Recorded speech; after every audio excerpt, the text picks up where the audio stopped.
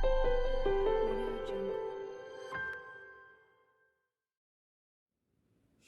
selamat pagi saudaraku yang dikasihi Tuhan. Pagi ini kita akan bertemu kembali dalam Morning Bread. Tema kita pagi ini adalah Yesus Kristus adalah Logos. Yesus Kristus adalah firman yang menjadi manusia. Dia adalah pribadi kedua dari Allah Tritunggal, Sang Firman, Logos, yang kemudian karena cinta dan sayangnya bagi manusia, dia tidak pengen manusia binasa, maka dia datang dalam bentuk manusia, firman yang menjadi manusia. Yesus Kristus adalah Logos, firman yang menjadi manusia. Yohanes pasal 1 ayat 1, pada mulanya adalah firman, firman itu bersama-sama dengan Allah dan firman itu adalah Allah. Pada mulanya adalah firman, firman itu bersama-sama dengan Allah dan firman itu adalah Allah. Ada 3 kalimat di situ yang ditulis oleh Yohanes di pasal 1 ayat 1. Yang pertama, pada mulanya adalah firman, lalu yang kedua, firman itu bersama-sama dengan Allah, dan yang ketiga, firman itu adalah Allah. Dia pengen menjelaskan 3 hal tentang Logos. Yang pertama, dia berkata apa? Pada mulanya adalah firman. Ini dia sementara menjelaskan soal keberadaan, waktu beradanya firman, waktu beradanya Logos. Dia mulai dengan kalimat pada mulanya. Kenapa dia nggak langsung menentukan, menulis dengan lebih tegas secara detail waktu beradanya Logos, waktu beradanya firman. Kita kalau ingat teks ini, kita akan ingat juga waktu Musa menulis penciptaan dunia, alam semesta, Musa menulis dengan kalimat yang sama. Pada mulanya Allah menciptakan langit dan bumi. Kenapa baik Musa maupun Yohanes tidak langsung menjelaskan waktu beradanya Logos, waktu beradanya Allah, waktu beradanya firman? Kenapa? Karena manusia, Yohanes dan Musa termasuk kita, hidup di dalam waktu, sementara Allah itu hidup di dalam, Allah itu beradanya di dalam kekekalan. Kita yang ada di dalam waktu tidak mungkin bisa intervensi mengetahui apa yang ada di dalam kekekalan.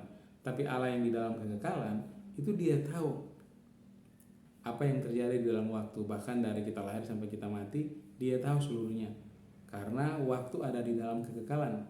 Jadi yang di dalam hidup di dalam waktu tidak akan bisa mengerti apa yang ada di dalam kekekalan, tapi yang ada di dalam kekekalan bisa mengerti, bahkan mengetahui lebih detail apa yang ada di dalam waktu. Itu sebabnya Yohanes menulis pada mulanya adalah firman. Waktu tepatnya tidak ditulis. Nah, tapi kalau kita lihat teks bahasa Inggris atau teks bahasa Yunani, dari teks Yunaninya kita akan mengerti sebenarnya maksudnya apa. Dalam teks bahasa Inggris, in the beginning was the word. Diterjemahkan dari teks Yunani NRK and hologos. Nah, kata was dalam bahasa Inggris yang diterjemahkan dalam bahasa Indonesia adalah, itu diterjemahkan dari kata en dalam bahasa Yunani yang juga adalah kata kerja. Sementara dalam teks bahasa Indonesia kita, kata adalah kata sifat. Itu predikat. Nah, jadi kita kesulitan untuk mengerti maksudnya, kecuali kita melihat langsung dari teks bahasa Yunaninya. Kata arke itu ditulis itu kata kerja dalam bentuk indikatif imperfect aktif. Apa maksudnya kalimat ini ditulis dalam kata kerja dalam bentuk indikatif imperatif aktif? Dia mau berkata bahwa pada mulanya itu dia menjelaskan pada mulanya itu sebagai bahwa Logos atau firman itu dia sudah ada, dia sementara ada dan akan tetap ada. Karena ditulis dalam bentuk indikatif imperfect aktif. Jadi Logos itu atau firman itu sudah ada, dia sementara ada dan dia akan tetap ada. Atau dengan kata lain, dia selamanya ada. Dia kekal. Jadi keberadaan Logos itu sudah ada, sementara ada dan akan tetap ada. Dia selamanya ada. Dia kekal. Dia kekal. Logos kekal. Kata kerja indikatif imperfect aktif juga menunjukkan bahwa dia permulaan dari segala sesuatu dan juga akhir dari segala sesuatu. Segala sesuatu bermula dari dia dan segala sesuatu akan berakhir di dalam dia. Itu sebabnya di dalam teks Alkitab Yesus berkata, "Aku adalah Alfa dan Omega. Aku adalah yang awal dan yang akhir."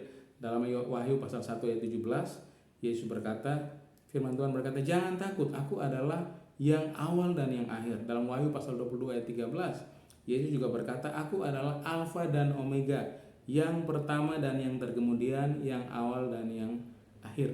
Jadi waktu Yohanes menulis kalimat pada mulanya adalah firman, dia pengen menjelaskan waktu beradanya firman sebagai kekal. Firman itu kekal adanya, firman itu selamanya ada. Logos itu kekal adanya, logos itu selamanya ada. Yesus Kristus yang adalah firman yang menjadi manusia, dia kekal, dia selamanya ada. Dia sudah pernah ada, dia sementara ada dan akan tetap ada. Dia kekal, dia selamanya ada. Kemudian yang kedua, firman itu bersama-sama dengan Allah. Nah, Yohanes menjelaskan posisi logos. Dia menjelaskan posisi logos sebagai firman itu bersama-sama dengan Allah. Hologos and prostonteon. Hologos and prostonteon.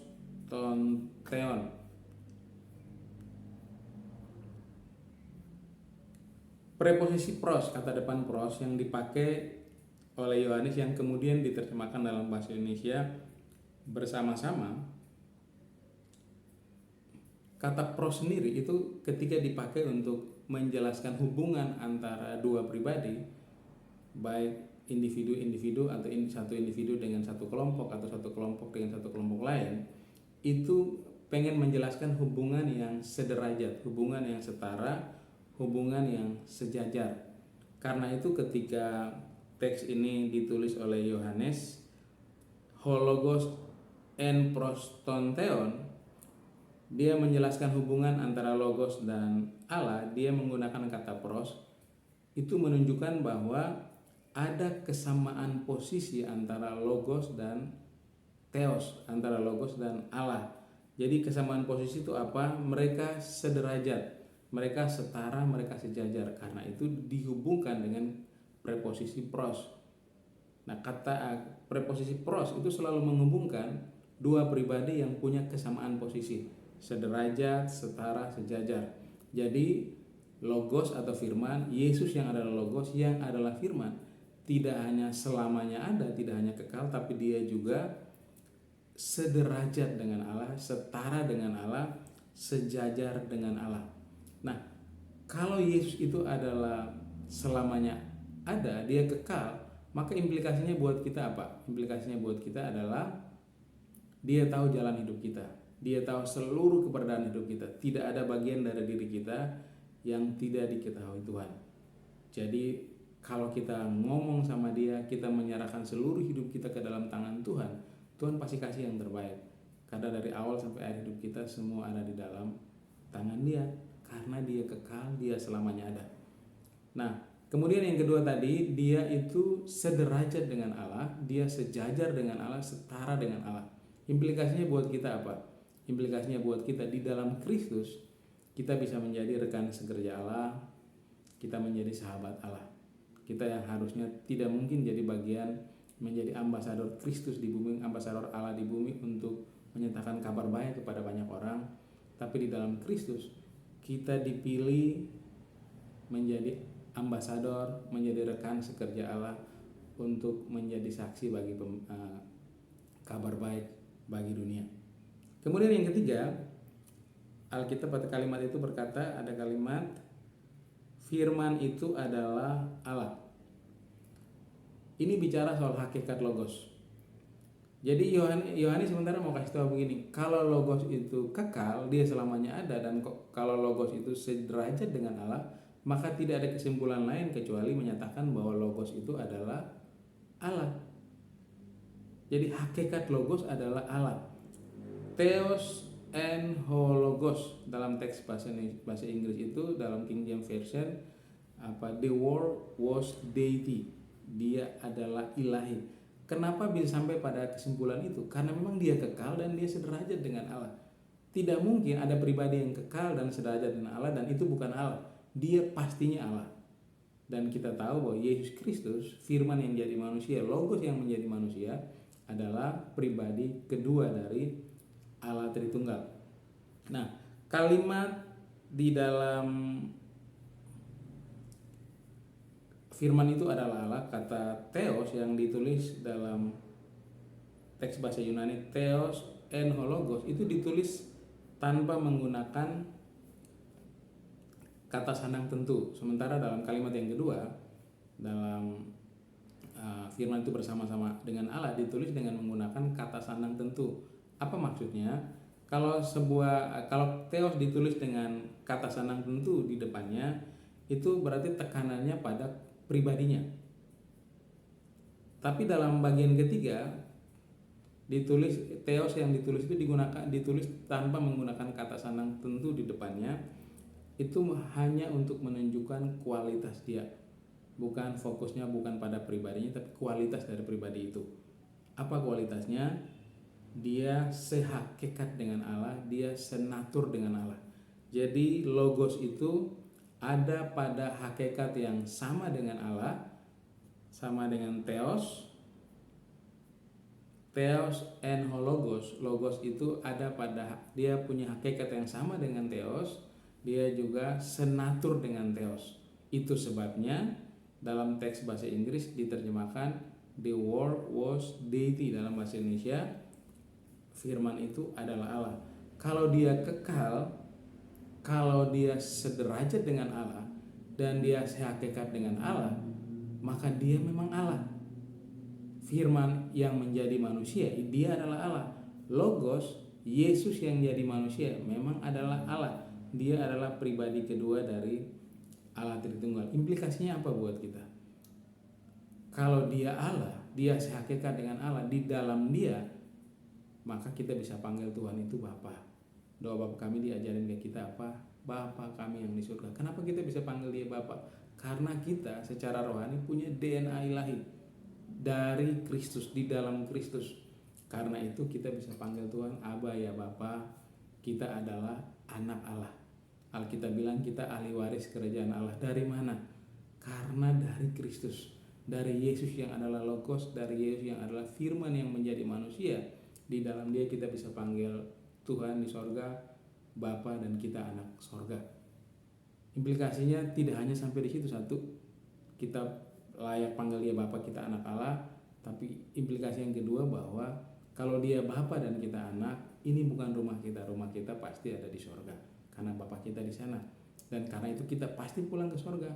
Karena itu orang Kristen kalau meninggal, beritanya adalah telah pulang ke rumah Bapa. Emang rumah kita di sana. Di sini cuma tempat tinggal sementara. Karena kita anak dari sorga, anak dari Bapa di sorga, di dalam Kristus.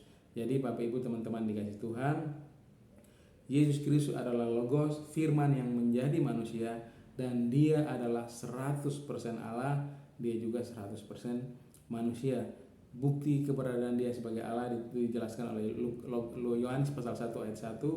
Dia adalah kekal, dia selamanya ada, dia sederajat dengan Allah, setara dengan Allah, dan dia sejajar dengan Allah. Dan yang ketiga, dia sehakikat dengan Allah, senatur dengan Allah, dan dia adalah pribadi kedua dari Allah Tritunggal.